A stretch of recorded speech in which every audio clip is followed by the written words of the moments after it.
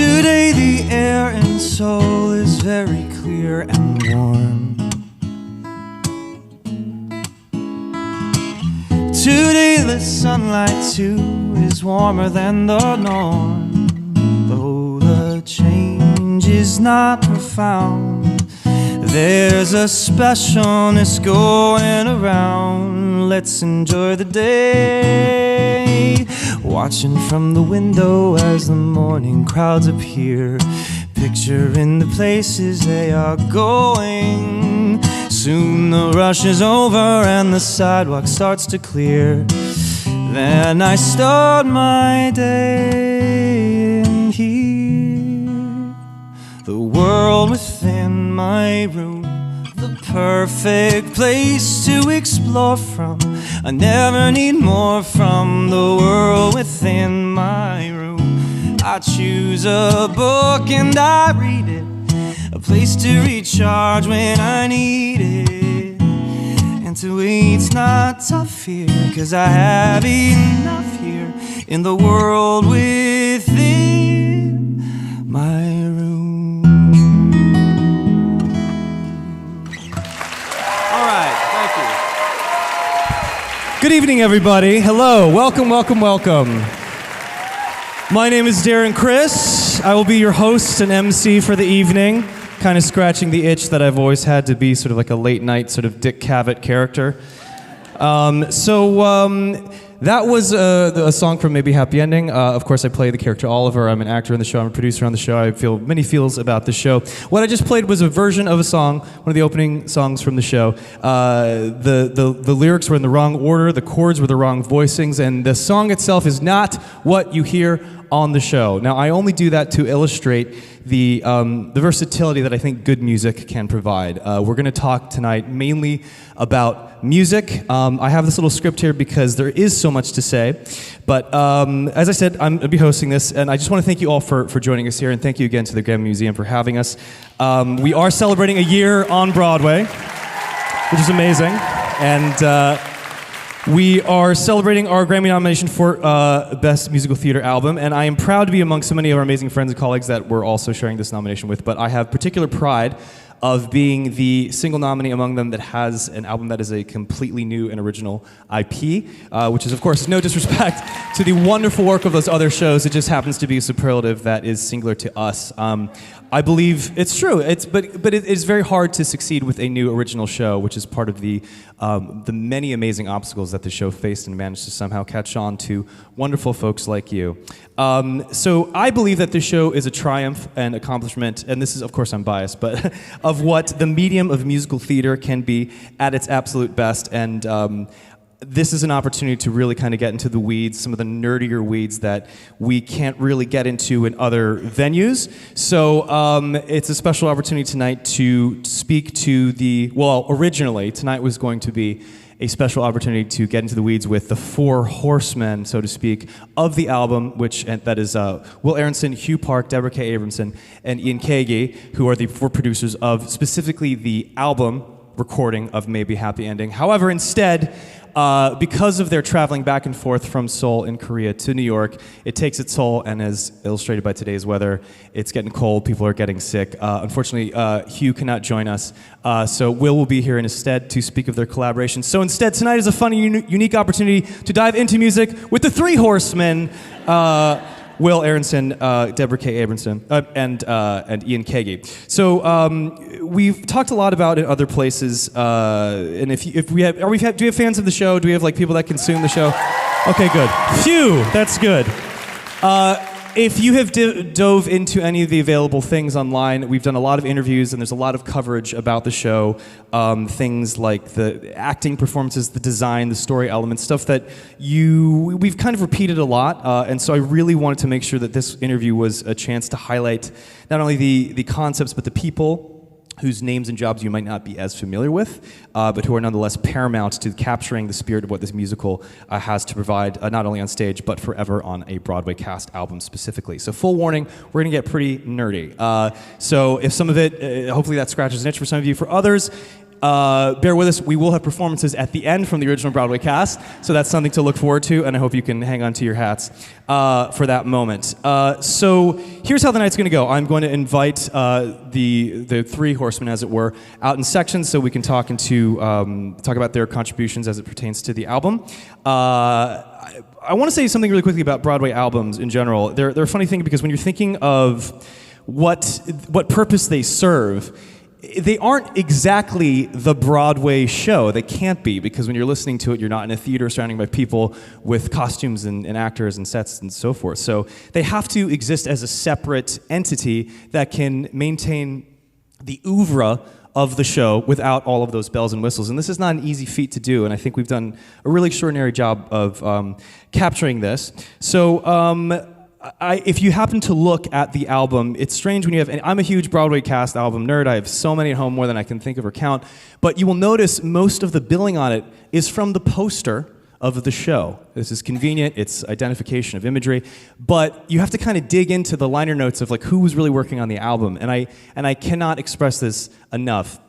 The album was a lot of work, and it was really driven by the three people that are going to be in these seats tonight, and so this is a really cool opportunity for us to speak specifically about that. So and to really, this is my fun little thing that I have to say about them. Literally explore the literal unsung heroes of this album, because when their job is done correctly, they are kind of invisible. So we want to give them all the visibility we can tonight. So a Broadway musical, of course, should have a wonderful story, design, performances, but I happen to be of the belief that if nothing else, they live and die by their music. And I believe most people would agree with me when they're checking out how good a musical is. When they want to know anything about it, they'll check out the music first. This was evident immediately for me when I was presented this show. Before reading the book, I definitely listened to the music, and I knew immediately that these guys knew what they were doing. They knew all the natural laws. They knew where all the signage was of the tradition, but also where they could bend the rules a little bit and do something contemporary and something new. As this is not somebody I tend to quote or agree with, but I will in this case. As New York Times Jesse Green put it, stylistically landing somewhere between Bacharach and Sondheim. That's a very nice place to land, and I couldn't agree with you more, Mr. Green. I think they ride the line between sophistication and accessibility, which if we all knew how to do, we'd all have hits all the time. It is a very, very hard line to walk. Will and Hue have seemed to find a creative alchemy that complements each other exponentially around every corner, so let's get right into that alchemy. I'd love to invite the Tony Award-winning creators and now Grammy-nominated producers of our album, Mr. Will Aronson, on behalf of his collaborator, Hue Park. Coming out, Will. Now, we're going to get right into this. Sit at the piano here. And forgive me if I'm buried in my notes. For those of you that know me, I'm pretty talkative, and so I want to make sure that I have a roadmap to follow here. So let's talk about the top of the show, Will. When you were making this show, I think for those of you that didn't know the background of this, it began with a conversation that you had with Hue. And there was a song, this is kind of my own proclivity here, but I'm a huge Damon Albarn fan, of course, of Blur and the Gorillaz. He had a debut solo album in 2014 called Everyday Robots, and the title track of that album was Everyday Robots, and he was thinking about this song and about this idea, and it kind of it molded into, I believe, an image that he sent you, or what was the image that he sent you? That's right. It was a lonely robot in a parking garage late at night playing the trombone. Right, and that's where it stemmed from, all right?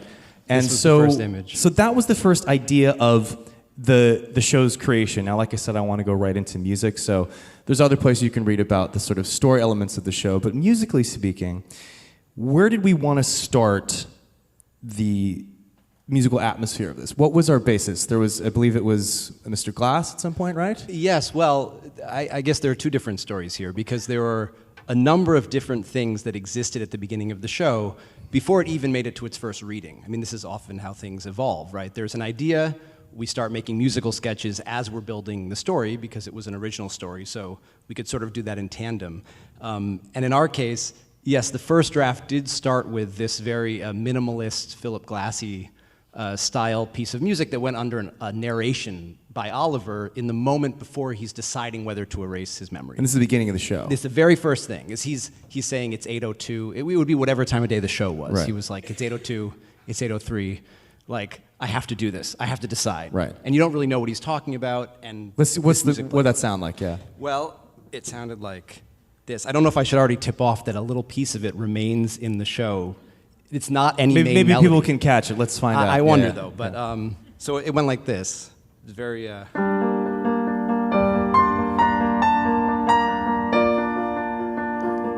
wonder if people know. I'll just go that far, but you get the idea of it. Now, so this was the beginning of a show.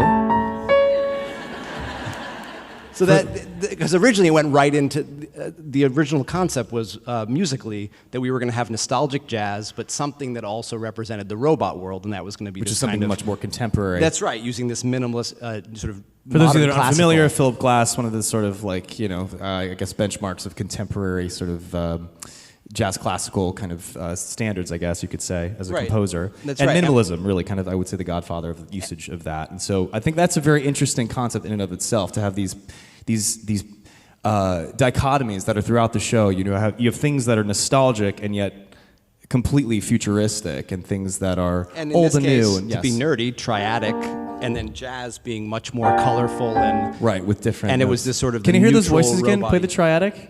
the triadic. Well, Yeah. So when you're playing something like that, Hue's reaction to this sound. Well, at first, Hue Was. was very excited. I mean, we come up with all our concepts together, so this was our joint concept, that it would be melding this sort of modern classical, but also this warm, nostalgic jazz.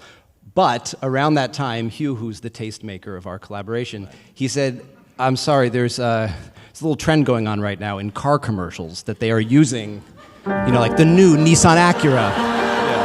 Unparalleled luxury. Right. Yeah. So he's Oliver, Model 3. Yeah. So Hugh was like, we can't start. The whole thing was to start it in a fresh way, where you're like, oh, what is this? But he's like, it's not what is this? It's Right. buy a Honda. So. And exactly.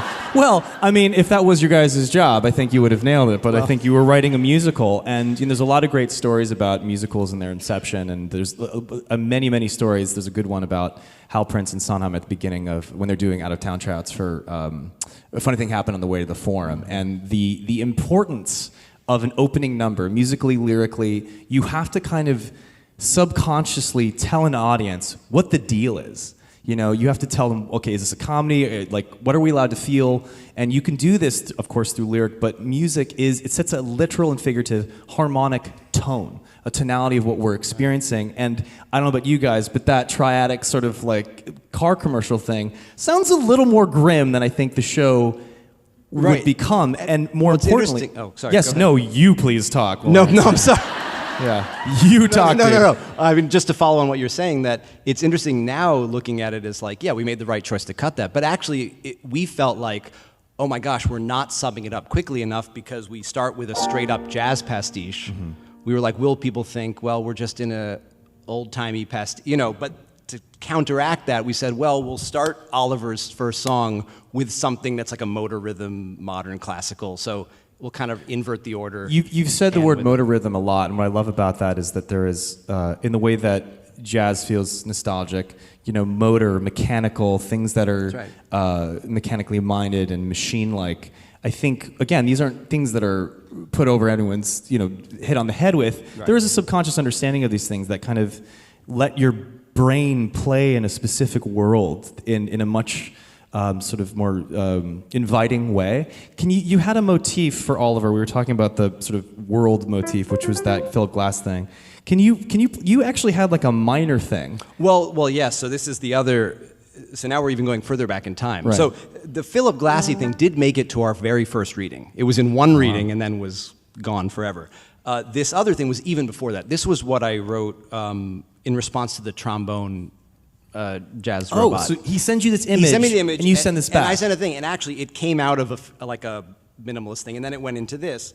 And you can see that pieces of this influence on the mic, pieces darling. of this. Yeah, thank you. Yes. Not a performer, so I need the education in real time. It's for the Grammy Museum. They want to have the audio feed, Right. So you can see that the bones of this, it became sort of a little style guide for us. Right. I mean, well, in some parts you'll hear actually remained in the show. But so this was like Lonely Robot in the parking garage at night. Let's see if I can remember it.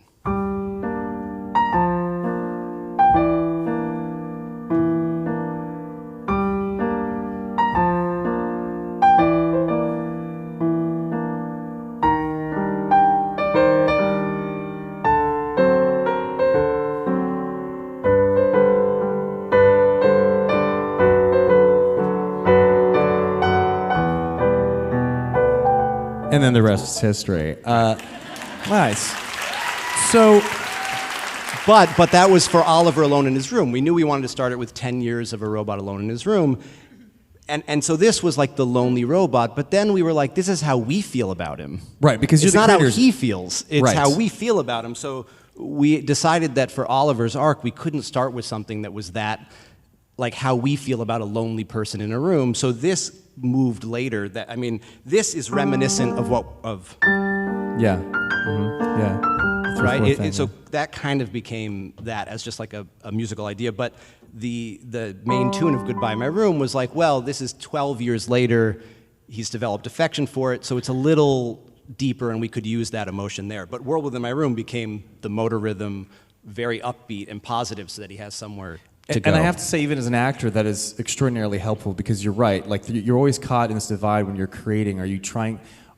Who's telling the story? Is it our perspective or is it the character's the character's perspective? And more often than not, if it's the character's perspective and if it's handled well enough, the audience will catch along, as opposed to them having to put it on to the character. And so I think that was really a smart move because when you do have this minor thing, it's the first time you meet this guy, you're like, oh, he's sad. But you're right. One of his sort of fatal flaws and beautiful components is that he doesn't realize he doesn't think it's sad that he's there for 12 years, and right? that's what's sad. That's right. What's sad about it's true is that what breaks our heart about him in the first 3 minutes of the show with very little exposition, what connects us to Oliver so fast is the fact that we see that he has a bad hand and he doesn't. You know, that's always what's so fun about watching the stakes for any characters. They are unaware of the larger pieces. That's why an audience is so imperative to be sort of witness to what's really going on. So the music did such a great job. Can you play that driving sort of motor rhythm you were talking about? Right. So this is where the minimalist modern classical thing did make it into the show in accompaniments, but it's never featured so prominently as to be like a whole number where that's, well, maybe the touch sequence, because that's one of those. But by then it's... And we'll get into that later, because they all, you know, in musical theater fashion, yeah. I mean, if you haven't already noticed, a lot of the music does connect to each other in a very sort of classic way, in a way that I have to admit, you know, you don't hear a lot in a lot of contemporary scores. And again, that's not to knock that trend. You know, we do a lot of really fun, amazing jukebox musicals and things that are using other things that pre-exist. What's so extraordinary about having a completely new piece is that, and from somebody that has such a musical acumen as Will and Hue, is that you can abide by somewhat classical, I don't want to call them rules, I like to call them natural laws, that sort of like service pieces in a way that just feel more effective. So it is kind of cool here you kind of play all those things, because I think there is a cohesiveness to the entire score by way of very conscious musical decisions that tell a story throughout the entire thing. He wasn't here to say this, but aside from his car commercial critique, I think one thing that I had written down for him to say is that in response to the minor thing, he was like, that leaves us nowhere to go, right? Because we need to have an arc for this character. We're just still at the beginning of the show. Now, just moving on into, before I bring our next guest out here, I was going to ask you guys, you know, you have, were you a jazz student, or were you a... I was. My initial interests were, I loved film music first as a kid. That's what I had. There were things called cassette tapes. Yeah. And I used to tape... You know, I didn't know you could buy soundtracks in the store, so I would tape the soundtracks off of the movies and listen to these all the time. Then I got into jazz in high school. There was a great jazz program in my high school. Do we want to shout them out? What program was this? Oh, no, I mean, they're just Guilford High School. It's just, Hell yeah. I mean, it was like one of these traditions where somehow we had great public school teachers, and then students, like generations of students that would then... The upperclassmen would help the lowerclassmen. Nice. We even did the jazz at Lincoln Center, the Ellington Festival. Oh, that cool. was I will say that was formative for me. Yeah. And directly relates to the show in that Hugh knew this about me, and part of why the pitch involved jazz was on some level related to the fact that he knew that I loved jazz. Right. Of course, there were all these other narrative reasons why he picked jazz as well. But well, that's actually a perfect segue. There is a thing you've said in many interviews, but I do want to repeat it. Why jazz and robots? Jazz, well, so there's two reasons. One is that we sort of see jazz as being like the most human thing because of the sort of the improvisation element, also the harmonic complexity, but that the idea that this robot would sort of idolize jazz as being like the most human thing. That's one thing. And then the other one is that Oliver, who is himself sort of an older model that's been passed over, he has this affection for things like LP players. You know, he's always quoting James, well, LP players got replaced, but, you know, people who know say they were better. Sort of like, you know, everyone knows the Model 3 actually was like the good one. Of course. And similarly with jazz, it was like jazz was a super popular art form, and then it became no longer mainstream, but some people are like, no, that was like the peak. And now we're just doing other stuff. So that's the other reason Oliver loves it. Yeah, I mean, I don't want quoting Stephen Sondheim so much. Like, what did he ever do? I guess it's not like he was very good at his job. But you know, one of his cardinal rules for writing musicals is, you know, content dictates form. And obviously, if you're talking about robots and, you know, what's the form you have, jazz sits into it very, very nicely. I want to know, if you're a jazz person, that's why I brought it up, and Will is sort of this alt-rock kind of... I know we work together so closely. Where did Hue, as an alt-rock dude, like, where did you guys meet in the middle? Like, I know you met in NYU, but at what point did both of you go...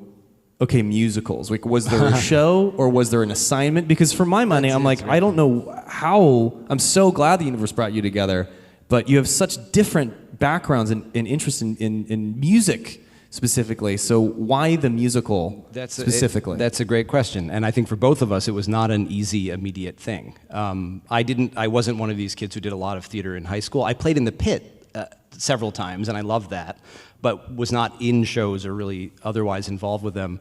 And Hugh had seen musicals, but also was not some gigantic fan.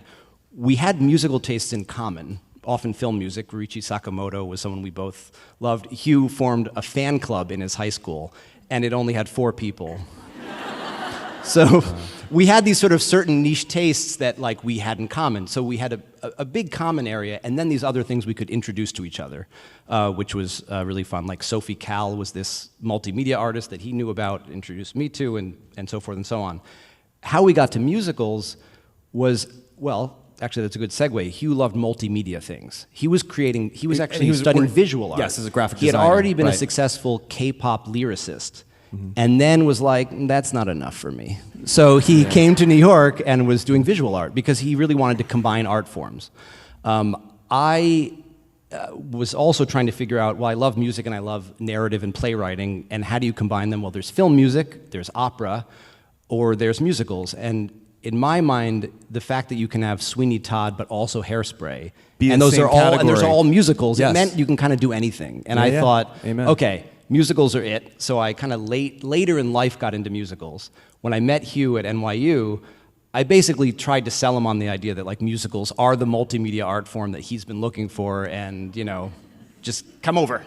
Yeah. And it does seem sort of, it is wild, but it is sort of an inevitable construct of what you guys do, which is, yeah, you guys are interested in like what is the most multimedia version of storytelling mainstream storytelling. It's like there's like the musical theater, which is a distinctly American contribution to like the entertainment zeitgeist, is the landing point of all these different things firing off: playwriting and performance and music, etc. So, man, am I glad you guys got hip to Broadway, or just musical theater. I shouldn't say Broadway because that certainly isn't the end all and be all of what musical theater can be, but is obviously synonymous with it, with its popularity. Before we bring out this next one, I want to talk about if content dictates form, what does having robots dictate as far as stylistic choices are concerned? If you have robots, do we go even when I was told I was, you know, when I ended up joining the show, my joke, which I've since been told up here to be like, please don't say that, is like, how beep boop bop are we doing? Because in the absence of any, I hadn't seen any of the visual. I had no idea what we were doing. I was like, am I like, do I got to learn how to do the robot? Yeah, to the cardboard, metal, like spray painted box. Like, what degree are we demonstrating, signaling, telegraphing like robotness? Are they more like, is it more like AI, you know, the Spielberg Kubrick film? Is it more like, you know, at what point, is it the Stepford Wives? What are we doing? Right. So musically, we have to accomplish this somehow. That's right. Well, I mean, the robot thing was always on all levels the first thing. And we initially did not want the actors in our first reading to be robot-y at all. We said, think silent film comedian. Like, And it is gestural. I but do a it's lot not- of that, yeah, for it's sure. It's gestural, but don't think robot. Think just like slightly less gradated.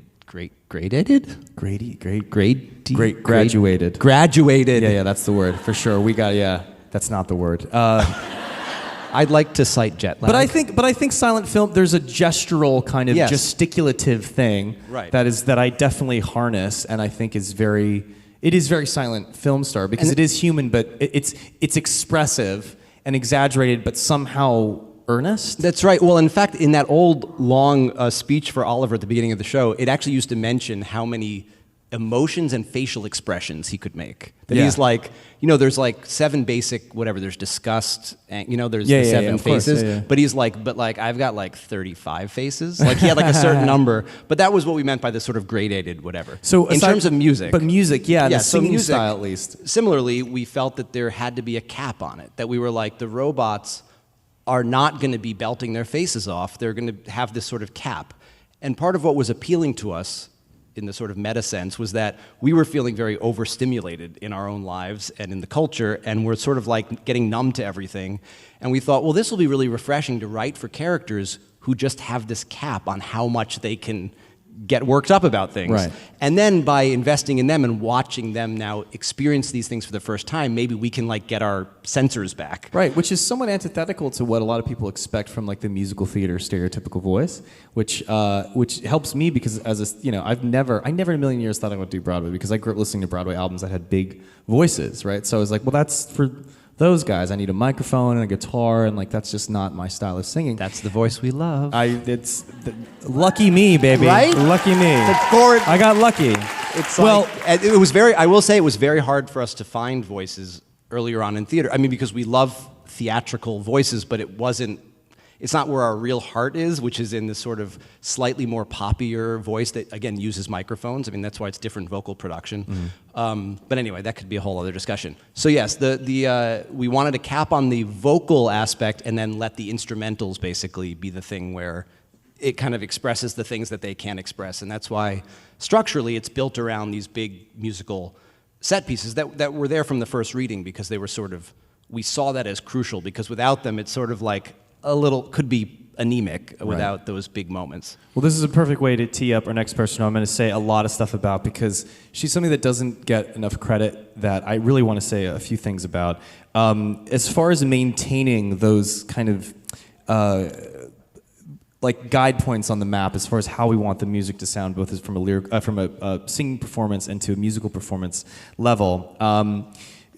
Deborah is the person that via the vocal performances is the person I give credit to kind of the integrity of the musical storytelling. This is I believe our secret weapon. She's the music supervisor of our show, and she does just that. She's supervising the music as it not only sounds on the album, but every night as I do a show, we're always talking about how to tweak things and to make sure that they're closer to less Darren and more Oliver. And my first interaction with the music from the show was actually via Deborah. She is the one that's looking after its intention because it can shift by many factors, again, because the inclinations of the performer or just doing things over and over again means things that will inevitably shift. So thank God for her strict attention to detail on how these things are delivered. She makes every nuance, pronunciation, articulation, consonant, vowel, every dynamic. She makes sure that it is appropriate for the sonic landscape, that is not only the most appropriate for the characters and the audience and the story, but the most effective. She is the beating heart of the quality performance as they pertain to the effectiveness of the storytelling, and even though she's not credited as such on the album, she is a producer on the album, and I would call her the vocal director of this piece and of this album. Please give a warm hand for Deborah K. Abramson. And Will, why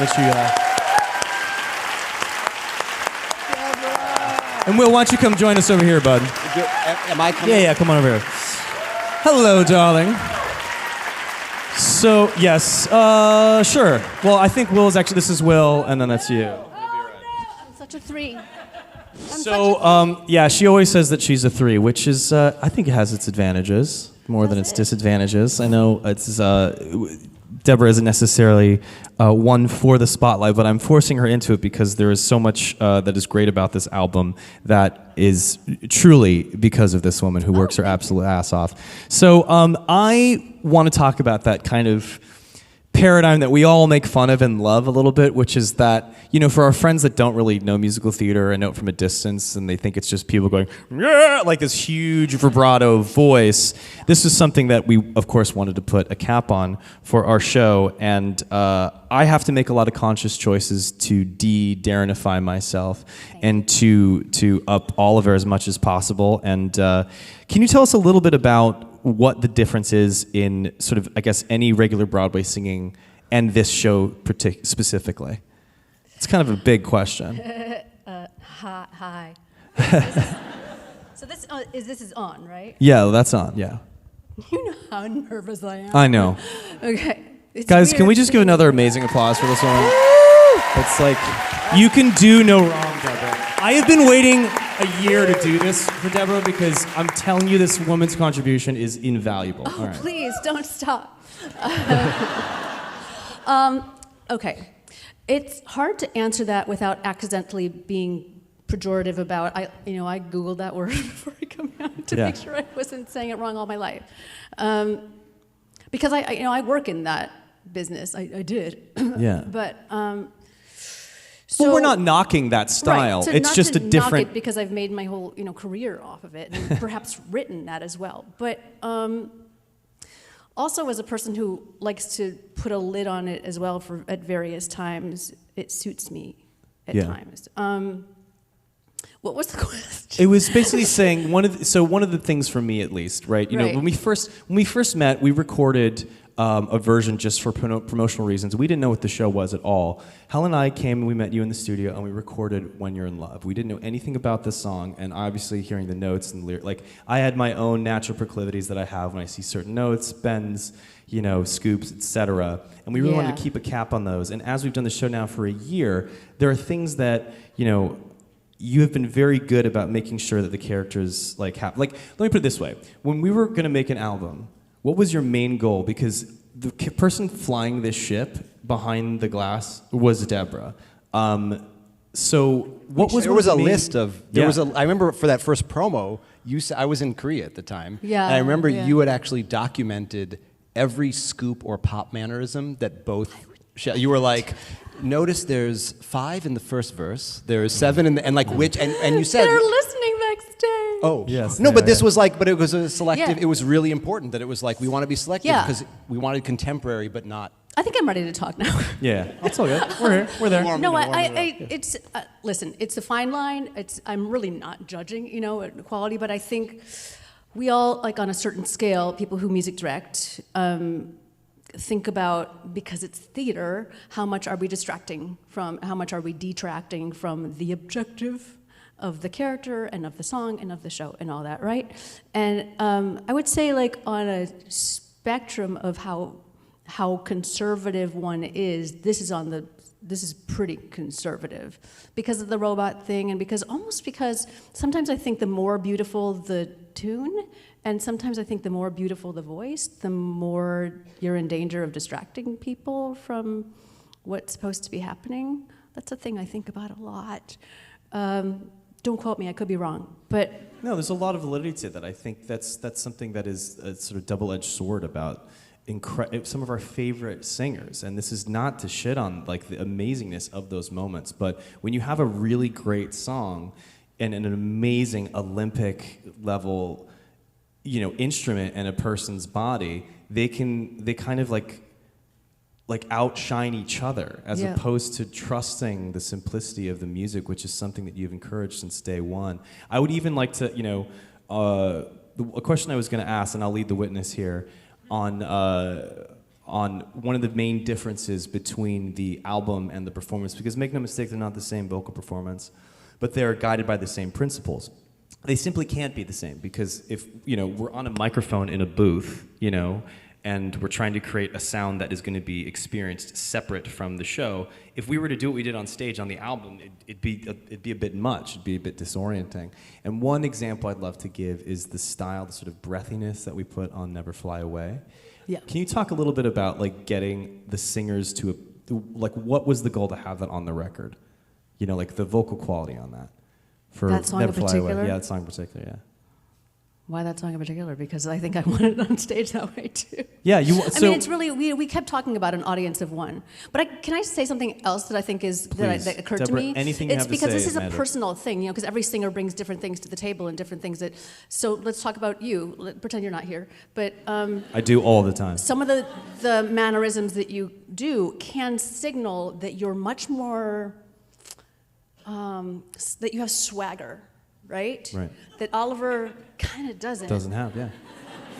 Right? No, yeah, that's So true. that's a big thing that comes up all the time, as you know, because you've gotten my notes, is that little things that Great signal notes. swagger and just like my incredible room. comfort. And like the way that, even like we've talked about the way that World Within My Room doesn't end on a big high note because we've decided, those of us who've had to make our peace with going, okay, it's weird to end a song this way, with going, no, he's just comfortable. Like comfortable for him is like a big triumphant thing. And I can get on board with that. Yeah. Well, I think that's another thing that I love about the show is that, I've said this 1,000 times backstage, is that this show is story first, story first, story first.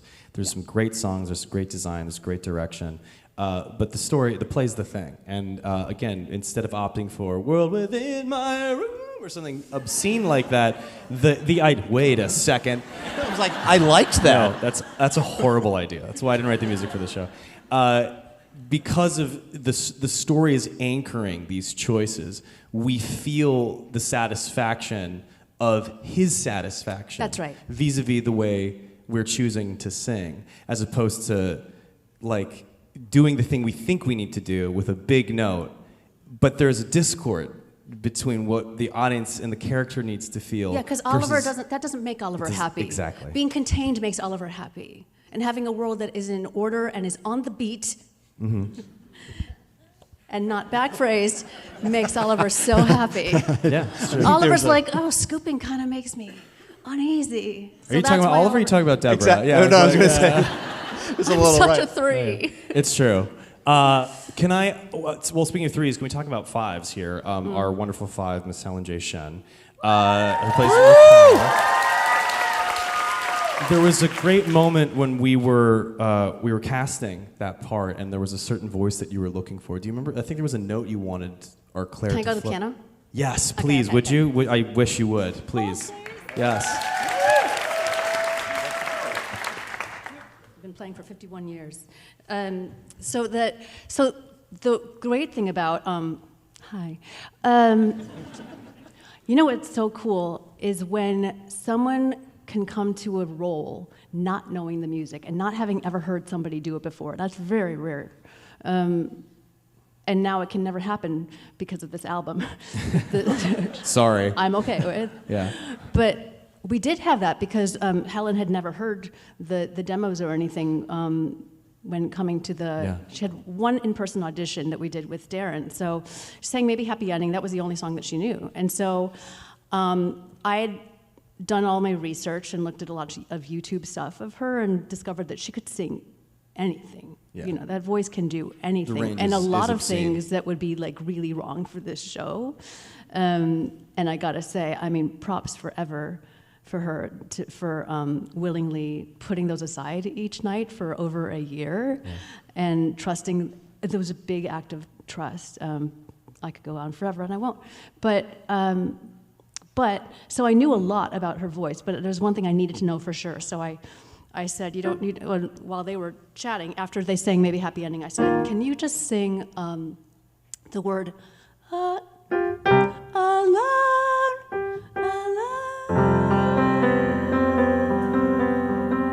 I remember that. Yeah. Yeah. And then I said, can you do it up here? Alone, maybe a little lighter, a little, just anything. For a long time, held it a really long time. And then Darren said something with an F-bomb that, about how much he would give to be able to do that. To be able to do that, yeah. Which, anyway. She was like floating it with like in her sleep. It was so cool. Yeah, so a C, a C sharp, a D. And I said, just by the by, which one do you prefer? Just trying to make conversation. And she said, well, actually, I told her that she said this. I mean, such a U of M, and I believe in U of M. She said, historically, I really sit well on D flats, which are actually C sharps. Harmonic equivalence. No, I don't know. Look it up.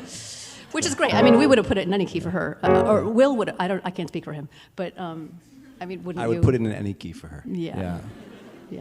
Anyway, There's a lot to say there. That was I what think we needed put to know. anything in anything for that one. So you'll know if you don't already know the song. The reason I asked for that word, there's a reason I needed to know that exact syllable. And was it how she like? What was the thing where you're like, oh my God, this Extraordinary control. It's her control is. And she could choose any color. Oh. Yeah, that's how I feel. I know. I get to sit behind her when she does that, and it's like my favorite thing of like I. And then like on live TV in the morning, like oh my God, smashing it, yeah. She's listening to this. Take this to the bank, Helen J Shen. Here somewhere.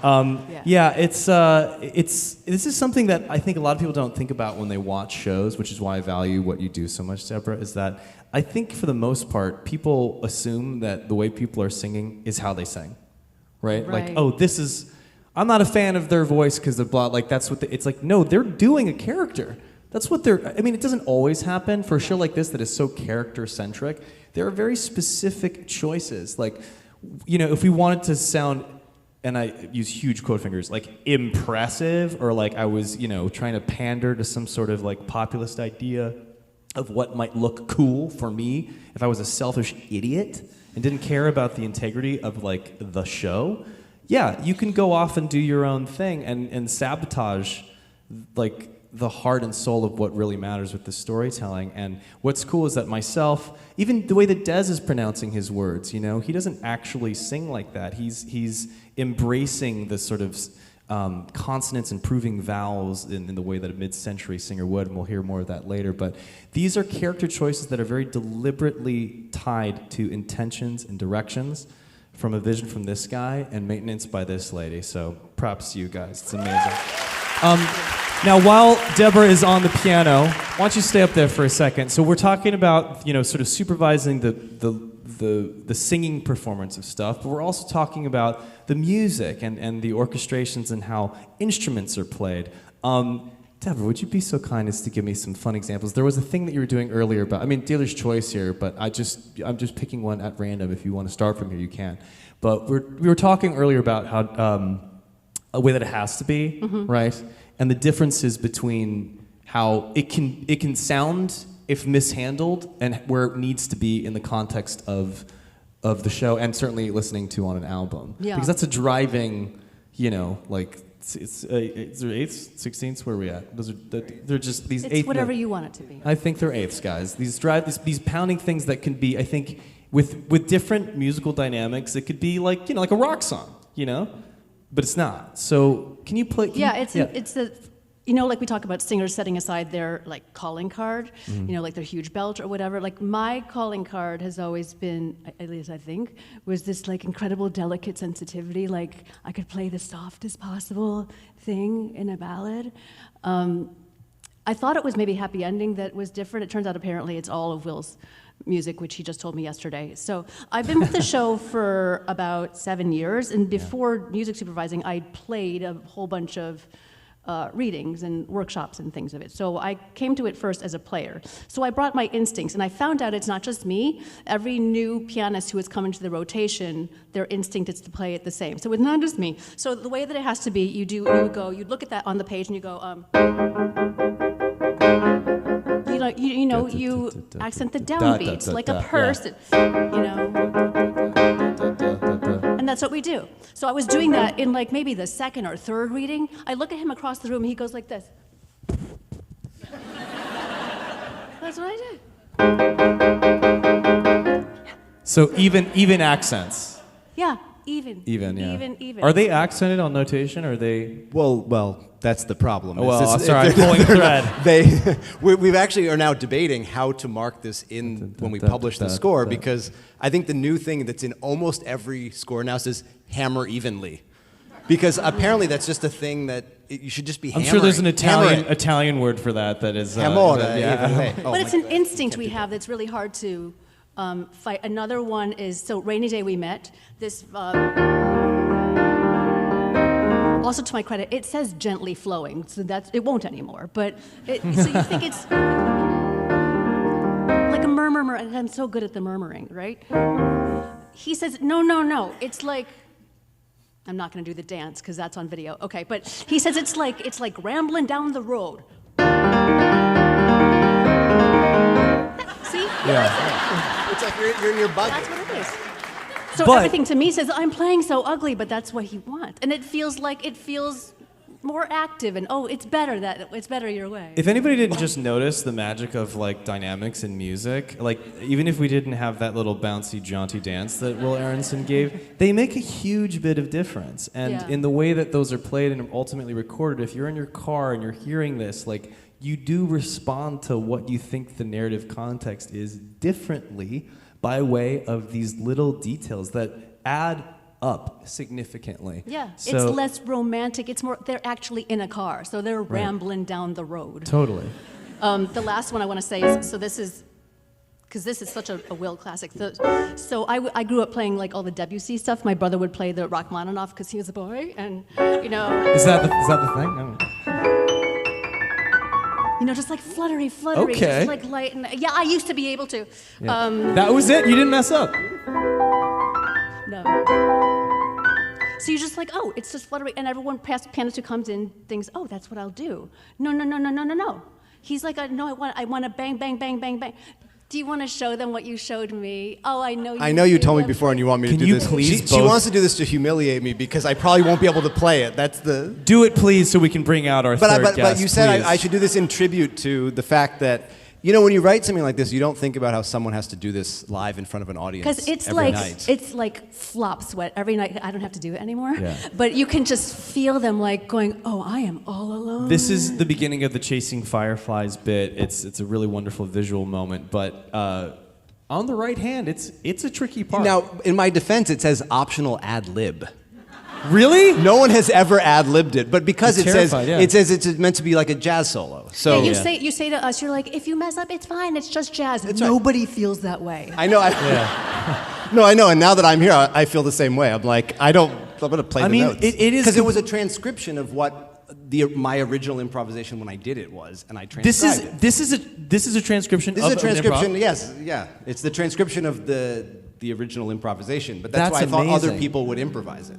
That's amazing. I mean, because when I look at it, I'm like, it kind of, it feels improvised. Well, it sounds. Well, when we were talking about the improvisatory nature of jazz and how it functions, by the time just to tie to the narrative component of this is when a lot of pieces come together. When the natural world and the mechanical world and the old and the new come together. What I love, I didn't know that was a transcribed solo, man. That's insane, because I remember thinking, damn, that's such a well-written improv line, because it does exist in this sort of Debussy place, but has all these sort of chromatic turns that sound like that of a guy soloing and fixing his sort of I don't want to say trips, but okay, I'll make that I'll invert that harmonic because thing. they are little things. It sounds like a true improvisatory thing. I'm sure I hit more clams when I first played it. I'm sure the actual thing had more little. And clams are hit. You'll get it perfectly now. Yeah. Can we hear that But really you're still quick? waiting for me to. I just wanted you to do it. I thought no, please do I'd it. be Please do it, because we got to bring out Ian. So come on, Right, let's hear this thing.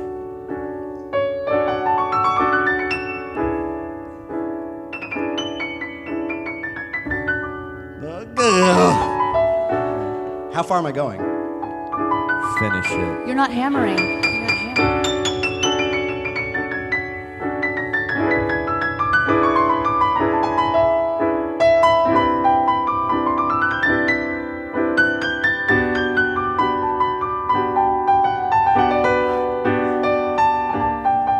Ooh, okay.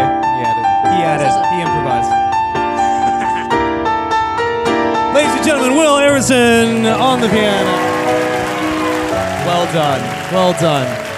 But, for everything that we were saying, all those pieces come together on that little spot there. And again, there's a lot of things to see and a lot of things to feel by that point. But that little piece of music sets everybody up in the audience for one hell of a breath, man. So well done. It's gorgeous. All right, so we've been talking a lot about the vision of the music and the maintenance of the music, both as vocal performance and playing instrumentally.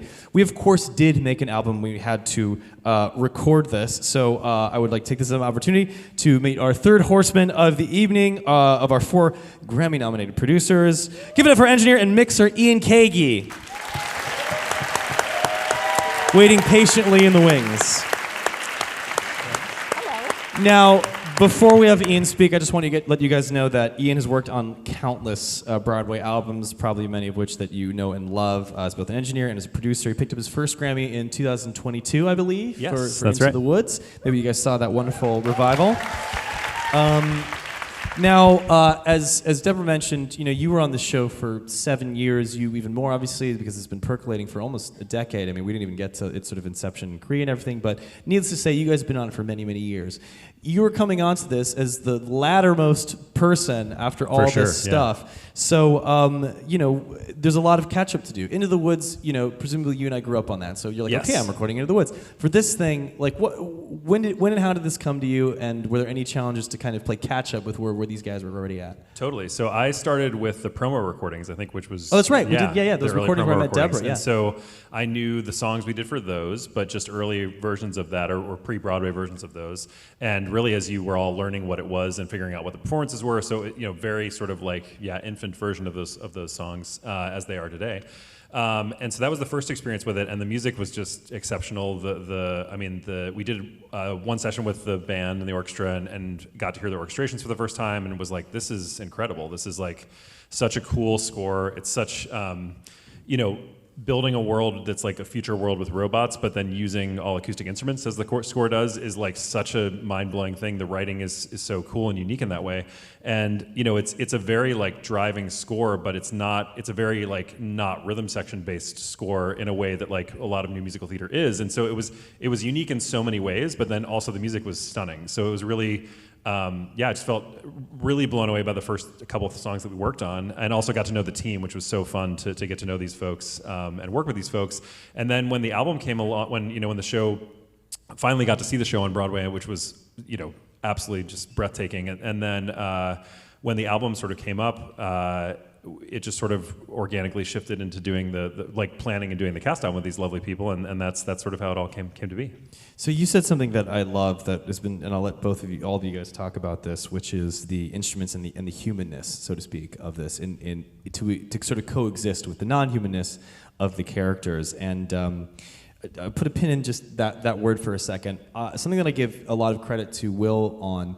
Will for is that it's very rare that not rare, but it's just not as common to have the composer and the creator also be the arranger of a piece. Usually that's outsourced to another person, and it's a huge collaboration. There's even an orchestrator. Like, there's a lot of different people that make the music kind of sound like what it eventually does on Broadway. And because Will's sort of a one-stop shop, there's a superlative of the show that I'm very proud of, which I take no credit for, but I am a huge fan of, which is the mix of the show, and that is how it sounds in the house. Everybody has their own opinions about how things should and can sound in an old theater made of plaster and wood.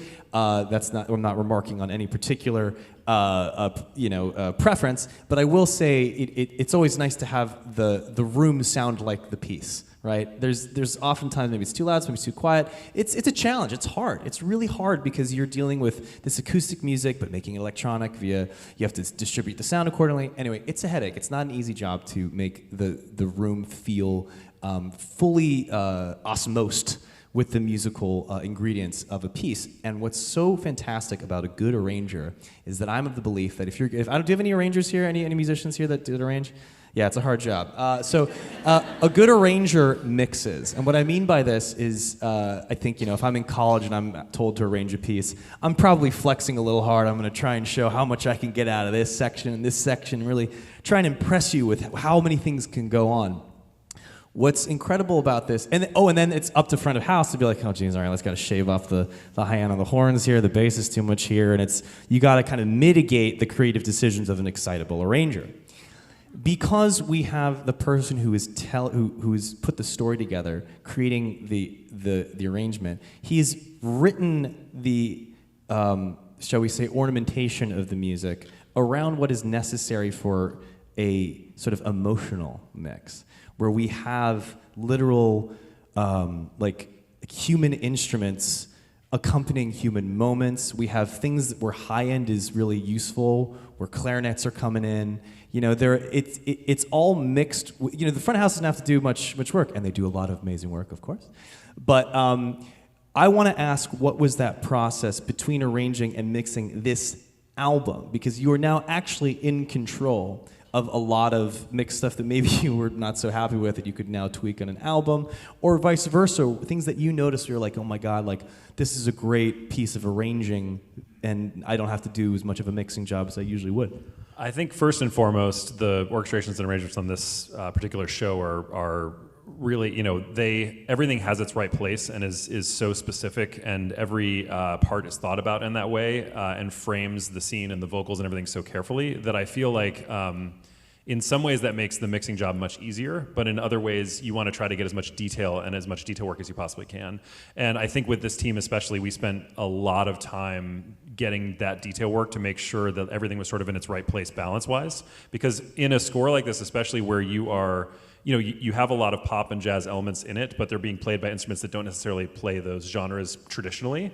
And so a lot of times things are being split up between like string players or horn players or being sort of split between the orchestra in a way that's like very creative and all together, if they're balanced properly, actually create what you're looking for. But if the balance is off, the whole thing sort of falls apart, like the sweater sort of unravels. And I think that was the thing of sort of this album that was both challenging but also really incredible, was sort of building that world a little bit by little bit as far as getting the balances correct, because it was sort of like focusing a camera where it's like you sort of like it was always beautiful and played well and sung well, but you sort of, as we worked more and more, you know, oftentimes when you work on a process, you can really lose perspective and work on it for a very long time, and then you sort of hit a wall and it sort of plateaus, or you sort of fall off the mountain, so to speak, and it starts to just sort of become like mush. But in this case, it was like the opposite of that, where it's like we worked very long hours trying to sort of get the balances correct, but it just kept getting better and better and more focused. And once like I feel like the orchestral balances were correct with the vocal balances and everything was in its place,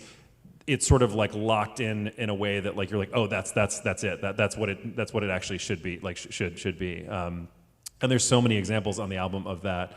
Would you mind giving us one via the strings and winds is just a thing. I mean, Totally, it's like yeah. in real life, like you know what we're going for. You should have many more strings to compete with winds, right? So I am working with an artificial mix. Yes, like totally. it has to be artificial. I mean, even in the Sitz probe, I was very like, we need mics for the strings. Yeah. I mean, and everyone's like, it sounds fine, but I'm like, it's not the right balance, because really I'm trying to imitate a larger string section. And that's tricky because Totally. it's not just volume. No, like when you augment a number of strings, it changes the texture Yes, of 100%. the performance. 100%. Right? So you know, the core of the show is a string quartet, and you know they're fulfilling so many sonic rules and textures throughout, and it's really like measure by measure, where it will literally go from the most delicate like pizzicato phrase that is really like dictating the rhythm of that section to then this sweeping legato pattern, all within the same song. So it's really like it is both, naturally acoustic, but you do have to like sort of artificially boost and Or mix it, hide yeah. the, or we put giant plastic masking on the winds when we play it live. Can you kind of walk me through, I guess, the erasure sequence is what we were talking about. Oh, sure, right? yeah. Like, and sort of going through the layering, because I think we have a lot of strings on this. I mean, I don't know if you just wanted to kind of, if you had your own idea of what you wanted to show, or... Oh, yeah. I don't know if this is something you can see. For those of you that don't know how... I guess recorded music, digital recorded music works. Over here, we have what I believe is a Pro Tools session. Yes. And all these different colored bars. I'm sure you've seen in movies or TV when they have like all these different bars. Those are called regions. Those are all the different recorded little raw audio files that you have to stack up and mix accordingly, like you're putting a puzzle together. I don't know. Is this going to connect to the screen over here, or is this we're just playing? I think we're just doing audio, Right, but cool. so you can imagine what the squares would look like. Yeah. There's a lot, but now that's for those of you in the back that can't see that. Ian, what are you going to play for us? I'm just going to jump, because we talked about doing a little bit of memory sequence, right? Yeah. So I think I'm just going to jump to a section where a lot of stuff's playing and kind of play it all together and then sort of break down what's actually happening underneath that. So if Yes. everybody's cool with it, let me play this back and see what we got.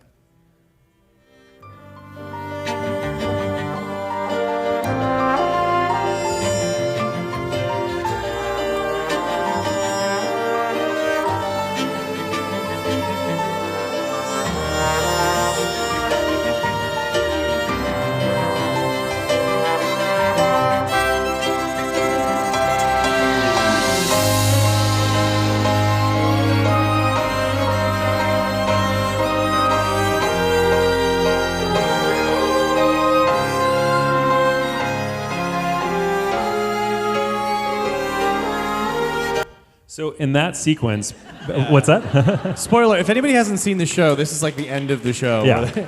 And you accidentally called it the actual name. What? Whoa. So the song memory, has it's a real memory. name, but then at the last minute for the cast album, Yes, the that's song right. suddenly got a new name, which is Memory Sequence. It's called which it Memory was never- Sequence? It is called Yeah. Memory Sequence on Not the to me, album. it's not. I know, in everyone's sheet music it says something different. Spoiler alert. Which is a spoiler. So basically, in that one section, as you saw, there's a lot of melodies happening. There's a lot of like, sort of like, again, callbacks to different things in the show that as it goes through. And so that's a great example where there are many elements trading off the melody and their specific function per the bar as you go through. So in this case, when we did the album, we sort of everything gets sort of mic'd in sections, and so different than like how you might do a normal sort of, I guess, more acoustic-based recording where everybody's in the same room together. We tried to get a little bit of a hybrid or the best of both worlds, where stuff was, we kind of had the string quartet together, but then we also really super mic'd, close mic'd the string quartets. In fact, we put like clip mics on them as well because there's so much detailed string work that happens in this. And then the brass and the reeds were out in the main like live room of the space we recorded in. But again, we sort of put sort of baffles or walls between them, and the main reason for that was just being able to have as much control as possible. So again, trying to be able to get that sort of combined acoustic sound of everybody playing together, but then being able to sort of isolate those things together. So let me just play you some of the different elements that we have in that like one sequence that's there. So first of all, it starts with just the keys or the piano that's sort of driving behind that section. I told you we were going to get nerdy, guys. I love it. It's great. Let me put this in input so we can actually hear that. So this is just the keyboard part. So this is what the piano is doing in that moment. And then this is the string elements in those moments. Hard to hold a mic and drive at the same time.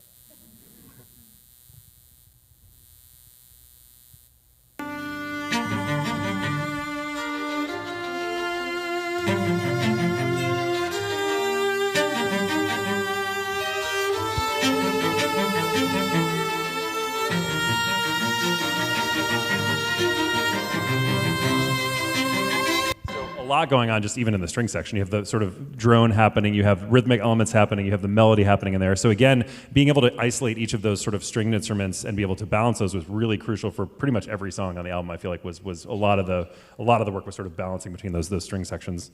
And then the reeds and brass there are then doing this. This is just the brass. Yes, totally. All the reed brass, everybody's doing different. Yeah. Here's just the brass section. So.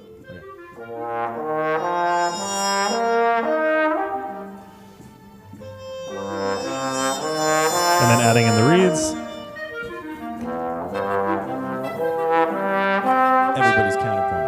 Yeah. Yeah, the clarinet is with the second violin, but the other two are independent parts. And then upright double bass, fulfilling the low end. People think it's French. And there's a really cool trick that on this Wait, album that's that was not French horn? Everyone no. goes, So I love the French Shut horn, the- and I so say there is no French this horn. is something I learned from you, which is if you take what is it, flugel and Flugel and trombone in unison. and you put them in unison, it sounds like a French horn. Which like Wait, I wait, wait, swear wait, wait, when hold I on. saw Wait, the hold on. show, yes, mind blowing. Wait. Everyone's like, my favorite part of the orchestration is the French horn. So when There is no I French saw horn. the That's show, a double track. That's a flugel and a. that's a flugel and a. Do you have those stems on yeah, there? Yeah. So Sorry, here, this is totally. for me now. No, it's mind blowing. Are those mixed down the center? Or are you like left, right? Like, how are you accomplishing that as one instrument? Are those quantized, or are they just how they played it? Sorry, that's insane. Basically, the way so the trombone and the flugel, the trombone's like panned slightly to the right side, and then the flugel is panned slightly. What they've slightly done, to the if you're left. not understanding what's going on, is you have two completely different instruments that are creating an instrument that is not there, and you can do that with a lot of digital bleepery, but the fact that you have humans playing this—that's an extraordinarily So, hard feat to accomplish. this Great is just humans, like, they're the. beautiful Yeah. together. Yeah. So This this- voice. It's very hard. Yeah.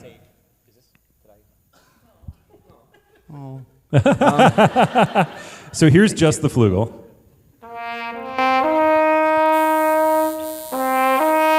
And then just and then now with the trombone. And where'd the French horn come from? So we did the promo sessions with basically the same orchestra as or similar layout of orchestra and I think a lot of the same players as the Broadway band ended up being. And when I saw the show for the first time, I had the same thought because in the house it really sounds like a French horn, and I was like, oh, they added a French horn player. Very cool. I was like, that's amazing. But no, and then as we were diving into it, like, no, that's really combining those two sounds. But that's a great example of like, again, just knowing that you could use that technique or trick to sort of create these otherworldly sounds, and that's like a great example of in that song, especially of where that gets used. If you can't tell, there's a great deal of musicianship that was built into this. It's just not your everyday. Oh, let's just make it sound Broadway or whatever that means. There's something really special and, like I said, intentional going on here. That's incredible. I love getting to hear this because that's even news to me. I didn't even know that. So obviously we have some performances we want to get to. But before we do that, I just want to remark on because of the musicality of the show. I've really, really enjoyed inviting all walks of people. This is the most accessible show that I've ever done, which is to say that you can know everything about music or about Broadway, come, find it interesting, have a chord struck. You can know absolutely bupkis, and it is just as enjoyable and as invigorating. That is a very hard metric to achieve. And but for my music nerds out there, it's been really fun to see the way that people have responded. And this is specifically for the GRAMMY Museum, who I want to thank again for having us tonight, because they do so much amazing work as far as music education and resources are concerned, for getting people to be interested in stuff like this. I just have to shout out that there's like a lot of like Reddit online like music conspiracy theories about a lot of the things, and we heard one of them there, and I have to say this before I introduce one of our singers, which is, you'll notice there, what is that, 3/5? What's that? 5 over 3. Yeah. There is a figure here that's happening in the piano it's sort of this odd time over 3/4 time. Now, why does this matter? Why does this matter? Why does this matter?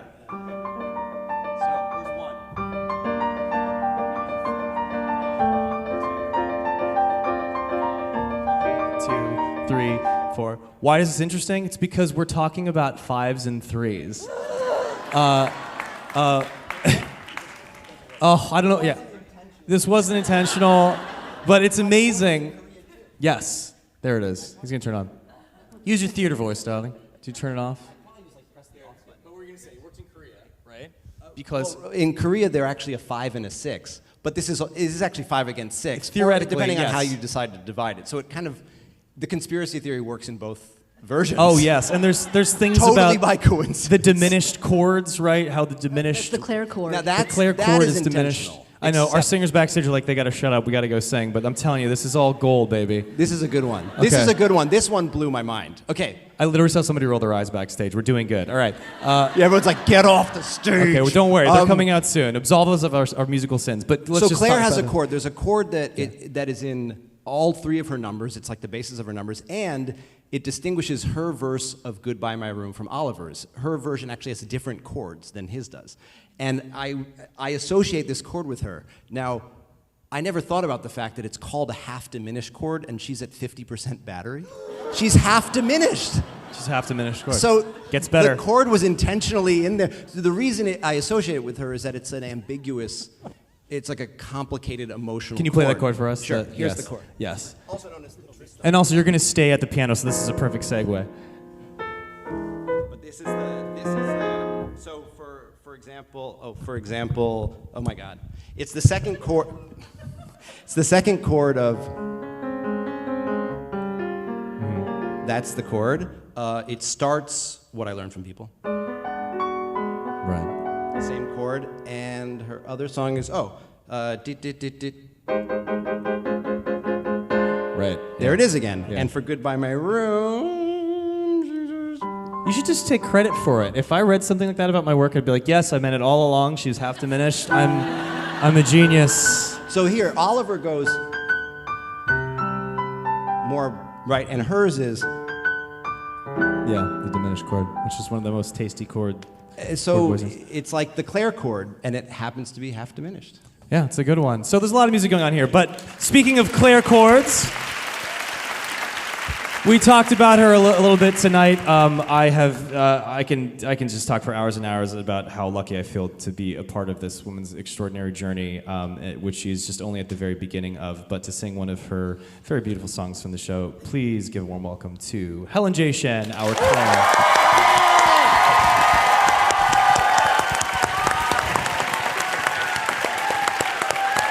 Let's hear that song. What was that little Hi, song everyone. you were playing? What was that little song? Wow. Yeah. Yeah, I was Just going right to say, into what's that it. tune? Yeah, with that little diminished thing. You were just playing it. It's a perfect segue, yeah. I was nerding out backstage. I was not the one rolling their eyes. Backstage. Also an extraordinary musician and pianist, so that definitely has Also, its we need value. permission to take the lid off a little bit. Oh yeah, you can take the lid off for this one. Go for it. Do whatever you want. I said Do whatever you want. Just for the 92nd Street Y. Permission. The phones are out. This is it. We got to impress them.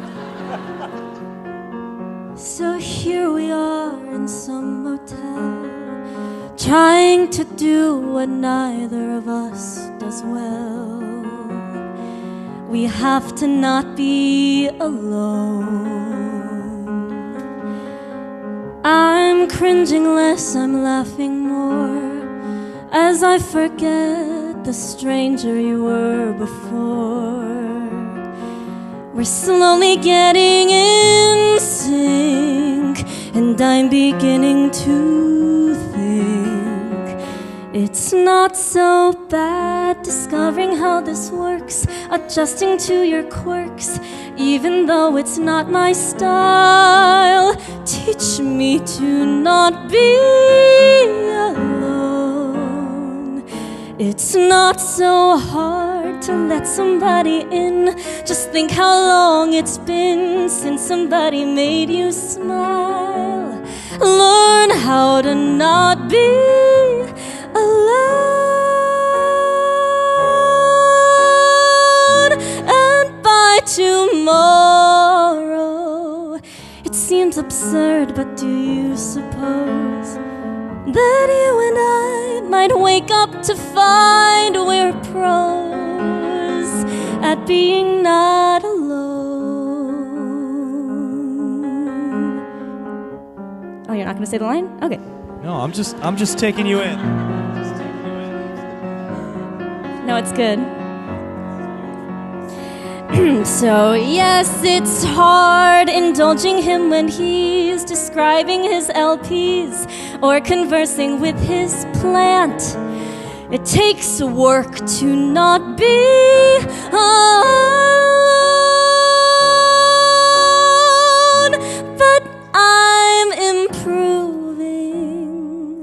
And do I sense a change in you? A little hint that you might be learning too, how to be not alone.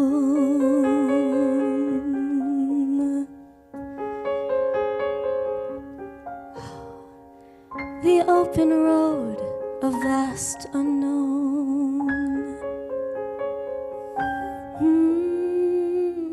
But look at us, we're not alone.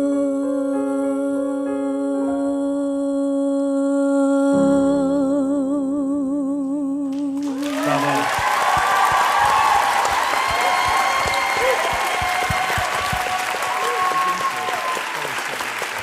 Oh my gosh. Your job is a lot easier when you're dealing with a superstar. Bravo. She got the job, right? We were talking about floating that note of alone at the audition. How you Alone, alone, alone. yeah. It's a D flat, also a C sharp. Right. That was gorgeous. We are short on time, so we're just going to quickly barrel through these last few. And we started 10 minutes late, so we still have some more songs for you guys. But we want to be conscious of everybody's very, very interesting evenings that you have ahead. But to continue on with some of the songs that we're going to have performed, this next tune was written specifically for this show, this American show. If you want to give any, It was a request from Michael Arden, our director. yes, please. That's the story. Oh, I thought he was going to say, yeah, he wanted. I mean, there's a longer story, but I think we're out of time. Well, the request because was the quick version is that Yes, in sorry. the first drafts and also in the Korean production, James and the jazz singer are played by the same actor. Right. And one of the first things Michael Arden did when he joined the project was he said, what if they were two different people, and then you could also write more for both of them, which is what happened. And one of those things was, he said, and Gil could have another song, and this was what we wrote. And the person who would end up embodying that new singular Gil would be the person that has been, I think, at this, since you guys started doing it, at least in the United States, is the longest standing cast member of the show thus far. Please give it up for the incomparable Dez Duron, AKA Gil Brentley. Sing.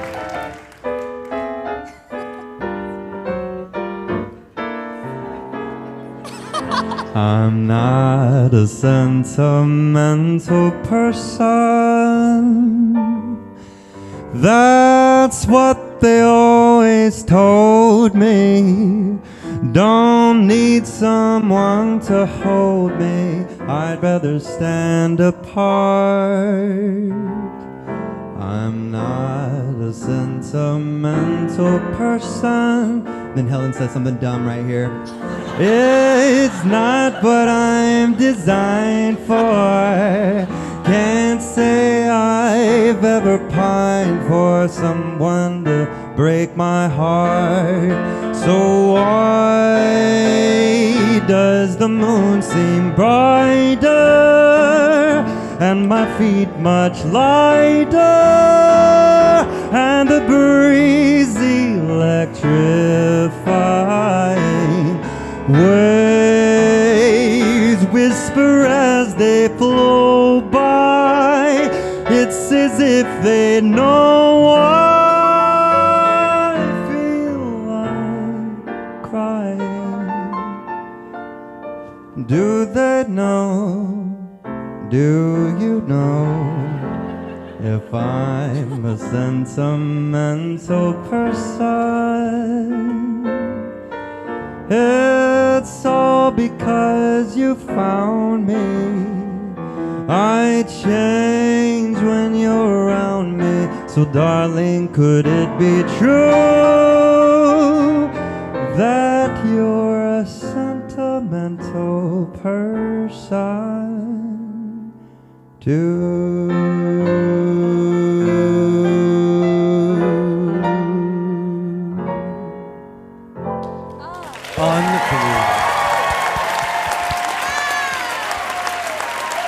Unbelievable. I cannot believe I'm in this show. I truly can't. I'm sitting here like just shitting myself. I cannot believe it. I just, the picture, the lights hitting Dez, his hair is perfect, he looks great.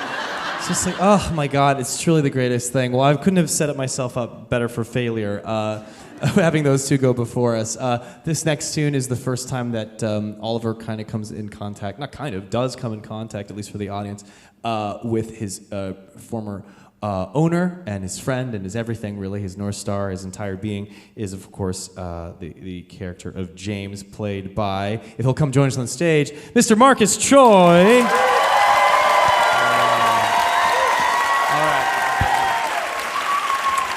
All right. So we'll sing this one. I don't know if there's any front things you want to say about this tune really quick. I mean, this was, you wanted like a you wanted a driving, there was a, oh, I love that. I love a minor five. A 1 minor 5 is one of my favorite combinations. But this, something that Will was telling me beforehand is that you wanted this rhythm to, there was sort of an allusion to I've Just Seen a Face by the Beatles, which is, not to say that this is a lift from that song, but the way that the pattern of that works, right?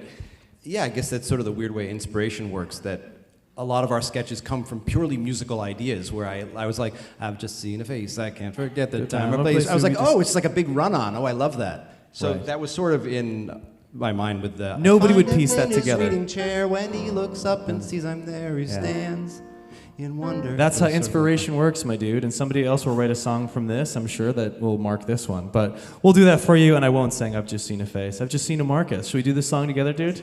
Let's do it. Let's do it. We're not doing the record version. I think we're doing our own thing. Let's do it. What are you talking about? Let's do it. Sorry. It's a show reference. I find him in his reading chair. When he looks up and sees I'm there, he stands in wonder.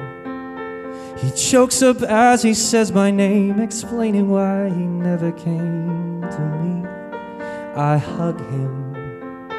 I tell him I've been busy too, so everything's okay. He's proud to see how strong I am, and then at last I hear him say, Go put the tea on, Oliver. It's you and me now, Oliver, finally. Just like it was long ago. And then some music, Oliver. I'll let you choose it, Oliver, gladly. But first I want you to know this is where you belong. Sing along if you know it. La la la la la la la la la. La la la la la la. I noticed that this magazine was dusty, so I made it clean again. You're welcome.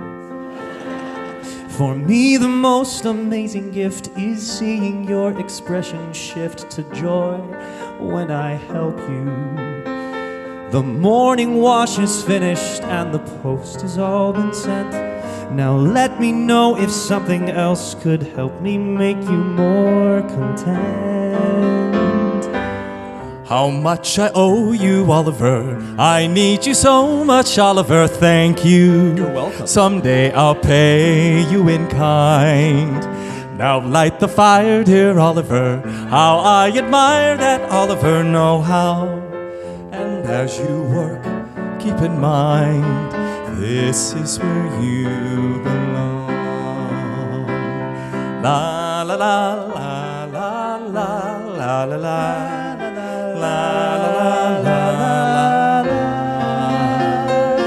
And when other joys have passed away, you will still be here to guide me. Tomorrow, just as true as yesterday, you'll be here, you will stay. Always here beside me. You are my anchor, Oliver. How can I thank you, Oliver, fully for all the days that you spend? Time can't erase, dear Oliver, that you've a place here, Oliver, always. You have a home and a friend. This is where you belong. This is where you belong. This is where you belong. This is where you belong. La la la la la.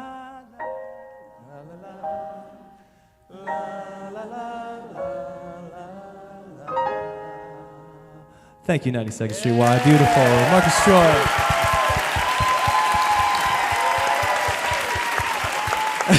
I love that after all that spiel of like, we have to sing it a certain way, and now we're just gonna have videos of us doing like the Antichrist of what we were like setting up for the first hour. We're taking liberties, we're having fun. Obviously, this is a special event just for you guys and for the GRAMMY Museum again for having us. So this last song we're gonna close the night out with is near and dear to my heart for many reasons, but one superlative that I don't think I've ever said this in any interview or publicly, but the song that made me go, I'll never forget the moment. I was watching a video recording of the regional production of this when it was out of town at the Atlantic Theater in Atlanta, which were, the Alliance Theater in Atlanta, who were extraordinarily grateful for mounting this production out of town right before the pandemic. And I remember watching a video of this, and I remember this number happened, and I paused it. And I was like, this is an incredible show. I was like, these guys know how to write. This song to me is emblematic of so many things, of the story itself, the heart, the charm, the humor, but also the pathos and the drive, the emotional drive of characters. It displayed to me really strong storytelling, great harmonic development, a great nod for how things can be, but how they are at their best, classic, nostalgic, everything but new, all the things, all the wonderful things you would hope to have was in this number, and it was then that I was like, I have to do this show because of this song. It had a different title at the time. I don't know if, Will, you want to, it was, what was it called? My Favorite Love Story. It was called My Favorite Love Story, and I'm not going to take credit for it, but I will say that I went to Will and I went, look, here's the deal, man. There's a song in your show. I work at a piano bar. I'm used to people saying versions of the songs that aren't the time. Play The Wicked Thing, and you play Defying Gravity. Play Journey. They want to hear Don't Stop Believin'. So you have to kind of translate, and I'm like, when people say they want this song, they're gonna say, "Play the Rainy Day We Met." I know that's what's gonna happen, and then I'm gonna have to be like, "It's actually it's called My Favorite Love Story." So I was like, "Can we just see what happens if we cut out the middleman?" And and Will, maybe on his own volition, change the title too. Well, it was really specific that what was convincing about it is we thought if you walk out, so in previews, right, we were like, what's going to happen to us? And people always see a musical the first time and they go, I couldn't remember a single song. And our show does not have a lot of reprises. I mean, one way you get a song drilled in people's head is big reprises or many choruses, and ours are like short songs and they don't come back. So it was like, well, the only way they'll have a fighting chance is at least when they look at the song list later, they'll be like, oh yeah, I remember that song happened. Whereas if it said My Favorite Love Story, they'll be like, did that song happen? Yeah, which one is it? We met like, oh yeah, that was the one in the car. So we were like, Exactly. Hugh and I were like, we should do this. And so I remember you brought this up like the day before we had to print those playbill things. Yes. And we were like, Because I thought about that Fast when you go decision. through it and you're like, what was that one song, right? Yeah. so.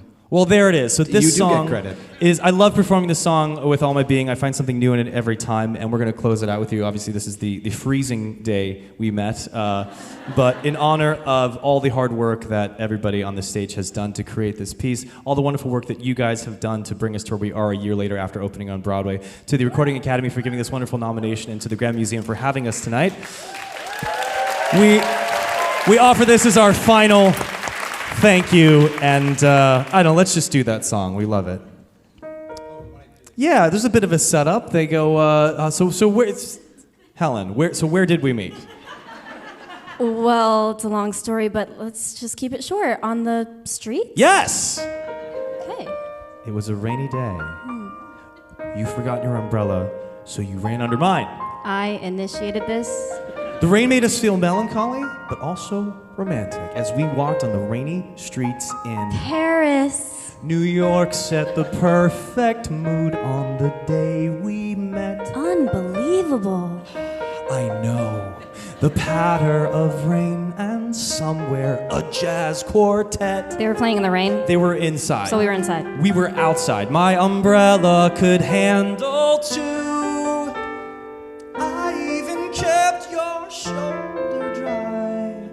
And since we both were shy, we barely spoke at all. Is this from a movie? You wore a bright red raincoat, that magic. No way would I choose red for a raincoat. Your beautiful red fur hat took my breath away. And now you're just describing Santa. The crowded and noisy street was silent except our beating hearts. It's all those quiet parts you later can't forget. One little rainy day, the rainy day we met. Ah, okay, your turn. You stared at your feet, too nervous to say one word. Well, like, what could I have said in that situation? Our beautiful silence started to feel absurd. But I did offer you just the said it was my turn. Sorry. So then, in a breathless rush, we both started talking awkwardly. So where were you you? How long? Have you, why don't you go?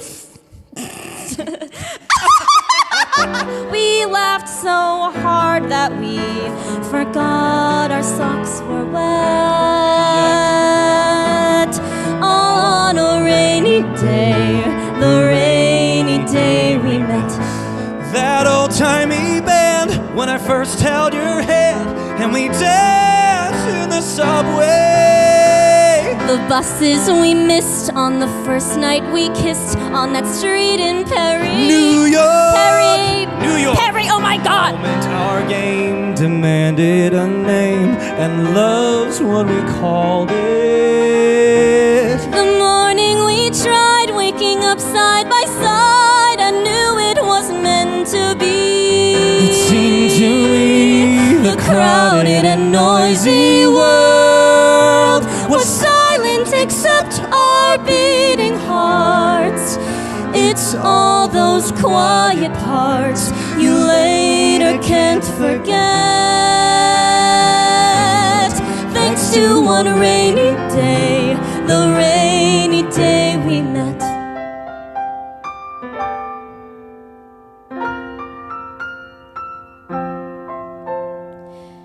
Anyway, that's how we met.